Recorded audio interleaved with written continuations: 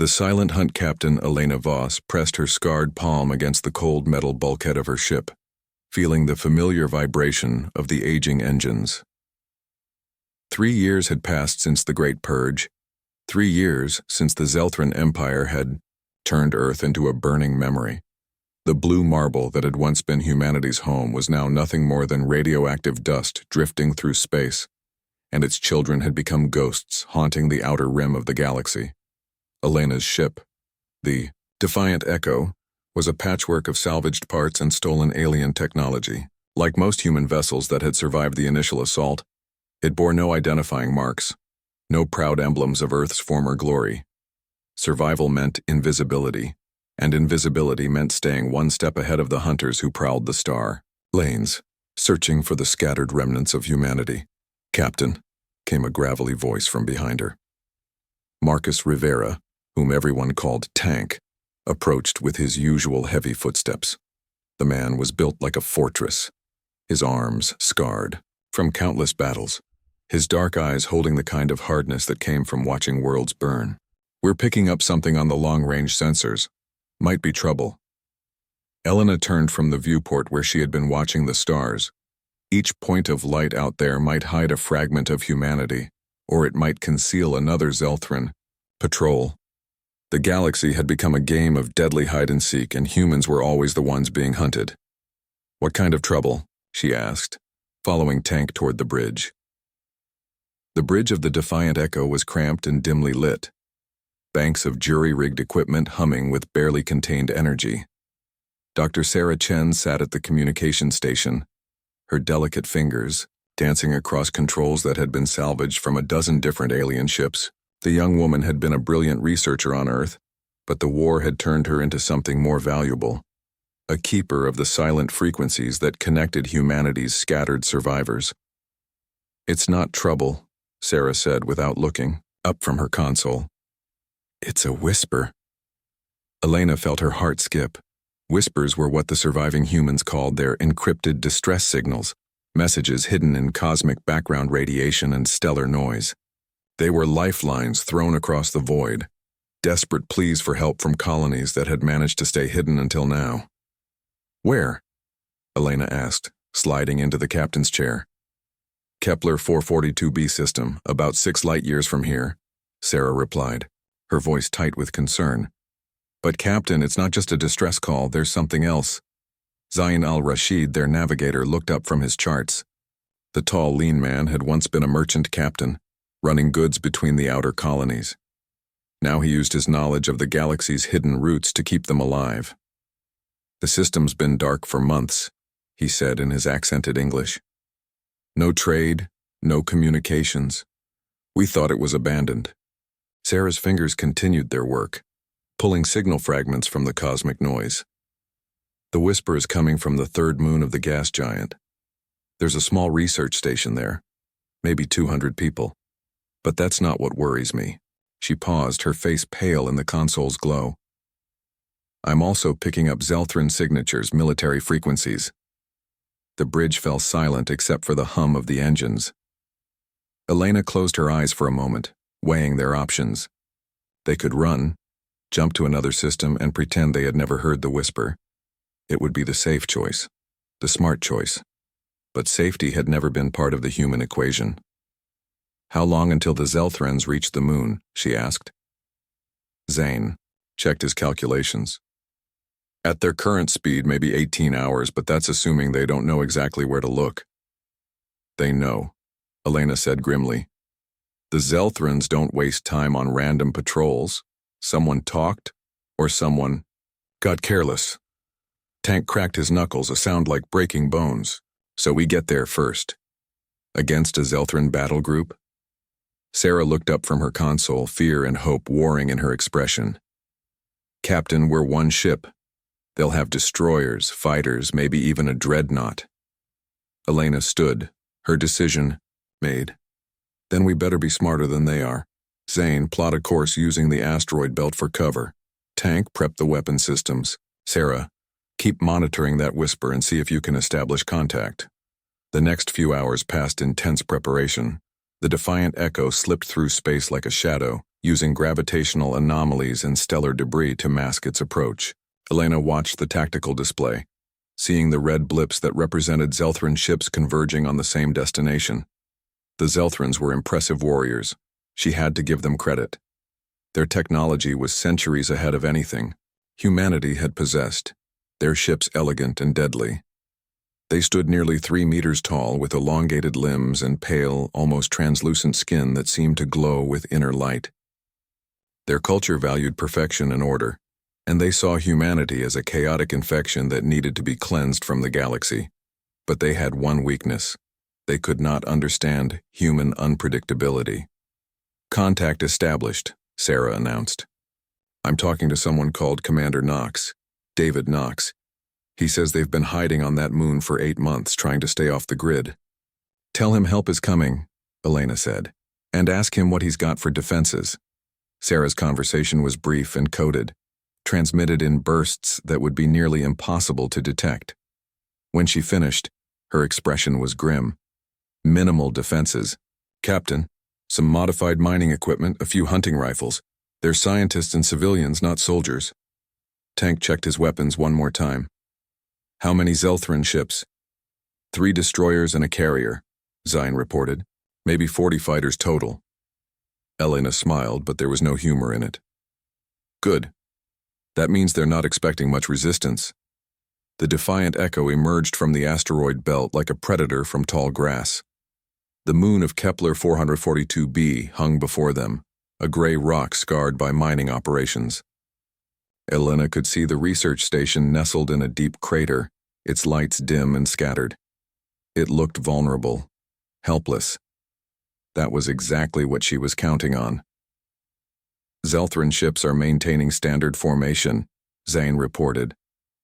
"They're moving and slow, probably scanning for life signs." "Tank, remember what we practiced on Proxima Station?" Elena asked. Tank's grin was wolfish. "The Trojan horse maneuver. I like it." Elena activated the ship's communication system, broadcasting on a frequency that would reach both the human colony and the approaching Zelthran fleet. "This is Captain Elena Voss of the independent vessel Defiant Echo. I'm requesting permission to land at the research station for emergency repairs." The response from the Zelthrans came quickly, translated by their ship's computer into heavily accented English. "Human vessel, you will power down your weapons and submit to boarding. Resistance will result in immediate destruction." "Acknowledged," Elena replied, trying to sound defeated. "We're powering down now." But they weren't powering down. Instead, Tank was charging their most dangerous weapon, a jury-rigged antimatter torpedo that had been built from salvaged alien components. It was crude, unstable, and completely off the Zelthran's tactical databases. The 3 destroyers moved in for the kill, their elegant forms cutting through space with predatory grace. Helena waited until they were close enough to see the details of their hull markings before giving the order. Now, the antimatter torpedo streaked toward the lead destroyer, its crude guidance system somehow finding its target. The explosion was blinding, a miniature star that consumed the Zelthran ship in an instant. The other 2 destroyers recoiled, their formations breaking as they tried to understand what had happened. Elena didn't give them time to figure it out. The Defiant Echo dove toward the moon's surface, using the gravity well to build speed. Tank's jury-rigged railguns spoke with voices of thunder, sending solid slugs toward the confused Zelthran ships. "They're launching fighters," Sarah reported. "Good," Elena said. "Let them come." The Zelthran fighters were beautiful machines, sleek and deadly, but they were designed for space combat against conventional enemies. They weren't prepared for a human ship that dove into the moon's thin atmosphere, using terrain masking and unpredictable flight patterns to avoid their weapons. Elena pushed the Defiant Echo through maneuvers that should have torn the ship apart, but somehow the patched-together hull held. Behind them, Zelthran fighters tried to follow, their perfect formations breaking apart as they encountered the chaotic tactics that humans had learned to master. "We're approaching the station," Zion called out. Elena could see the research facility. Now, a cluster of domes and corridors carved into the moon's surface. People were emerging from the buildings looking up at the sky where human and alien ships danced their deadly ballet. Some of them were running, others were cheering. All of them were alive. Elena brought the Defiant Echo down in a controlled crash, the ship's landing gear groaning under the impact. Before the engines had fully shut down, tank was already opening, the airlocks calling for the colonists to evacuate. "How many can we take?" Elena asked. "Maybe half," Sarah replied. "The others will have to wait for another ship." "There won't be another ship," came a new voice. Helena turned to see a man approaching through the airlock. He was tall and lean, with gray hair and eyes that held the weight of command. This had to be Commander Knox. "We're not leaving," he continued. "This is our home now. We've made our choice." Above them, the battle continued. The remaining Zelthran destroyers had pulled back, but their fighters were still hunting the Defiant Echo through the moon's thin atmosphere. Helena knew they had minutes, maybe less, before the enemy regrouped. "Commander, this moon will be glass in an hour," she said. "The Zelthrans don't leave survivors." Knox smiled, and Elena saw something in his expression that she recognized. The same stubborn defiance that had kept humanity fighting when any rational species would have surrendered. "Then we better make sure they remember us," he said. Echoes of defiance. The research station's command center had been hastily converted into a war room. Elena stood before a holographic display showing the tactical situation, her mind racing through possibilities. The Zelthran forces had pulled back to regroup, but she knew they would return with overwhelming firepower. Commander David Knox moved with the confidence of a man who had led others through impossible situations. His colony of researchers and scientists had somehow managed to survive 8 months in hiding, and Elena was beginning to understand how. "Show her the modifications," Knox said to a young woman who had introduced herself as Lieutenant Aria Santos. Aria's fingers danced across a control panel, and the holographic display shifted to show the moon's surface. Elena saw what looked like mining equipment scattered across the terrain, but as she looked closer, she realized it was something else entirely. "Railgun emplacements," she breathed. "You turned mining equipment into artillery." Knox nodded. "Dr. Chen isn't the only one who knows how to improvise. We've had months to prepare for this day." Tank studied the display with professional interest. "What kind of firepower are we talking about?" "Enough to hurt them," Arya replied. "The mining? Railguns fire solid tungsten slugs at significant fractions of light speed. They're not military grade, but they'll punch through Zelthran armor if we can get a clean shot." Sarah looked up from her communications console. "I'm picking up more whispers. Other colonies are responding to the distress call. Word is spreading." Elena felt a chill of anticipation. For 3 years, humanity's survivors had lived in isolation, each group believing they were alone in the galaxy, but now for the first time they were beginning to connect. "How many others?" Elena asked. "Hard to say. The signals are heavily encrypted and scattered across multiple frequencies, but I count at least a dozen different sources, maybe more." Knox approached the display, his finger tracing routes between star systems. "We've been keeping records. Every refugee ship that stopped here, every merchant who brought news. There are more of us out there than the Zelthrans realize." "Doesn't matter if we can't coordinate," Tank said bluntly. "One ship here, one colony. There, we're still scattered." "Maybe not," Elena said, an idea forming in her mind. "Sarah, can you establish a network? Link all these whispers together?" Sarah considered the question. "It would be risky. The more signals we transmit, the easier it becomes for the Zelthrans to track us. But yes, theoretically, I could create a mesh network using quantum entanglement principles." "Do it," Elena ordered. It's time the galaxy heard from humanity again. The next few hours passed in frantic preparation. Knox's people had indeed been busy during their months in hiding. The research station was honeycombed with defensive positions, and the surface of the moon bristled with concealed weapons. It wasn't enough to stop a determined Zelthran assault, but it might be enough to make them pay a price. Elena watched the tactical display as enemy ships moved into position. The Zelthrans were being methodical, bringing up heavy cruisers and establishing a blockade. They had learned to respect human cunning even if they didn't understand it. "Captain," Arya said, approaching with a datapad in her hands. "I've been analyzing the Zelthran ship movements. There's something you should see." Elena studied the data, her trained eye picking out patterns in the enemy formation. "They're not just here to destroy the colony, they're setting up a trap." Knox frowned. "What kind of trap?" "For rescue ships. They know other humans will come and they're planning to be ready." Elena's expression hardened. "They want to use this colony as bait to draw in more survivors." Tank checked his weapons again, a habit that had kept him alive through countless battles. "So what's the plan, Captain?" Elena looked around the command center at the faces of the people who had chosen to make their stand here. Scientists and engineers, researchers and technicians, all of them civilians who had been forced to become warriors. She saw fear in their eyes, but she also saw determination. "We give them exactly what they want," she said finally. "We make them think they've won." The Zelthran assault began at dawn, if dawn had any meaning on an airless moon. Their fighters screamed through the thin atmosphere, strafing the research station with energy weapons that turned rock to plasma.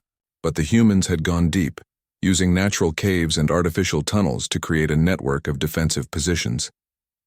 Elena coordinated the defense from the station's buried command center, watching as Knox's improvised weapons began to speak.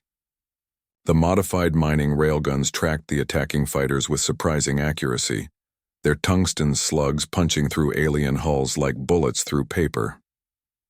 "First blood to us," Tank reported with satisfaction as a Zelthran fighter spun, out of control and crashed into the moon's surface. But the aliens adapted quickly. Their second wave came in low and fast, using the moon's terrain to mask their approach. Energy bolts hammered the human positions, and Elena watched as several of their gun emplacements went dark. "They're good," Arya admitted, her young face tight with concentration as she directed the defensive fire. "They're perfect," Elena corrected. "That's their weakness." She opened a communication channel to all human positions. "All units, this is Elena. Execute Plan Chaos in 3, 2, 1, mark." What happened next would have been impossible for any military force trained in conventional tactics.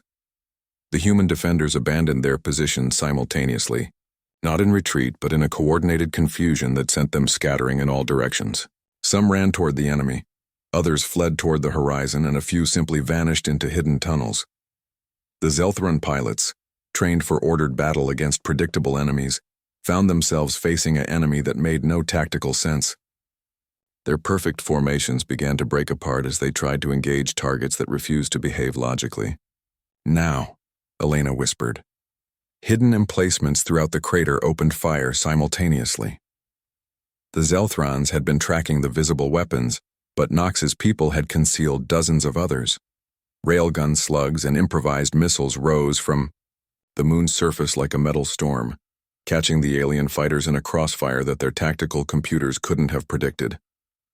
6 fighters died in the first volley.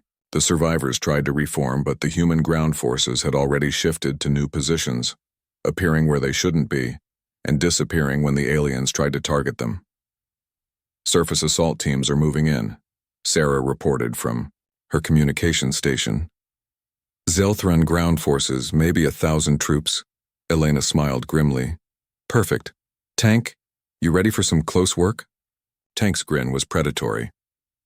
"Always, Captain." The Zelthran ground troops advanced in perfect formation, their elegant weapon systems scanning for targets. They were magnificent warriors, Elena had to admit, each one standing nearly 3 meters, tall and moving with fluid grace. Their armor was a work of art, form-fitted and gleaming. But they had never fought humans in close combat. The first indication they had of trouble was when the ground beneath their feet began to explode. Knox's mining expertise had come in handy when it came to placing charges in the moon's unstable rock formations. What looked like solid ground became a maze of collapsing tunnels and falling debris. The Zelthran formation, so perfect a moment before, dissolved into chaos as soldiers tried to find stable footing. That was when Elena gave the signal for the second phase of the defense. Humans emerged from hiding places that should have been impossible to reach. They came up through maintenance tunnels, dropped down from overhead positions, and appeared from behind rocks that should have provided no cover. Each human carried weapons that had been improvised from mining equipment, research tools, and salvaged alien technology. The Zelthrans were individually superior fighters, but they had been trained for organized warfare. The humans fought like guerrillas, striking fast and disappearing before return fire could find them. A research team's atmospheric processor became a flamethrower. A geological survey drill became an improvised railgun. Even cooking equipment from the station's galley had been weaponized. "They're pulling back," Arya reported with surprise. "The ground assault is retreating." Elena watched the tactical display as the Zelthran forces regrouped at a safe distance. The aliens were learning, adapting their tactics to account for human unpredictability. The next assault would be harder to repel. "Sarah," she called, "how's our network coming along?" Sarah's face was bright with excitement despite the battle raging around them. "It's working, Captain. I've got solid connections to 17 different human groups across the sector. Word is spreading faster than I thought possible." "What kind of word?" "That humanity is fighting back, that we're not just hiding anymore." Sarah paused, listening to her earpiece. "Captain, I'm getting reports of coordinated attacks on Zelthran positions, small raids, hit-and-run operations, but they're happening simultaneously across multiple systems." Elena felt something she hadn't experienced in 3 years. Hope. Not the desperate hope of pure survival, but the hope of victory. "They're moving in for the final assault," Knox reported from his observation post. 3 heavy cruisers coming in low. They're going to glass the entire crater." Elena looked around the command center one more time. These people had chosen to make their stand here, knowing they probably wouldn't survive. But their sacrifice was already paying dividends. Across the galaxy, other humans were hearing the call to arms. "Sarah, are you recording all of this?" "Every second, Captain." "Good. Make sure it gets out on the network. Let every human in the galaxy know what happened here today." The Zelthran cruisers descended like falling stars, their massive bulk blotting out the stars. Energy weapons charged with power that could crack moons, targeting systems locked onto the research station with perfect precision. Elena keyed her communicator one last time, broadcasting on all frequencies to every human ear that could listen. "This is Captain Elena Voss of the Defiant Echo. To any human who can hear this transmission, know that we are not conquered. We are not defeated. We are scattered, yes, but like seeds on the wind, we will take root wherever we land. The galaxy will learn that humanity cannot be destroyed. We can only be made stronger." The first energy bolt struck the crater wall, turning rock into plasma. But before the second shot could fire, something impossible happened. Ships began dropping out of hyperspace around the moon. Not Zelthran ships, but human vessels. Dozens of them, each one a patchwork of salvaged parts and desperate ingenuity. They were merchants and smugglers, refugees and rebels, all answering the call that had gone out across Sarah's improvised network. "This is Captain Martinez of the Star Runner," came a voice over the communication system. "We heard you could use some help." "Captain Thompson, Freedom's Edge, sorry we're late to the party." "Ghost of Terra reporting. Let's show these aliens what humans do when we're angry." Elena watched in amazement as the ragtag human fleet engaged the Zelthran battle group. The alien ships were individually superior, but they suddenly found themselves outnumbered and facing tactics that their computers couldn't predict or counter. The battle for Kepler 442b's third moon became the first major human victory since the Great Purge. When it was over, the Zelthran survivors limped away carrying a message that would echo through their empire. Humanity was not extinct. Humanity was awakening, and when humanity awakened, the galaxy trembled.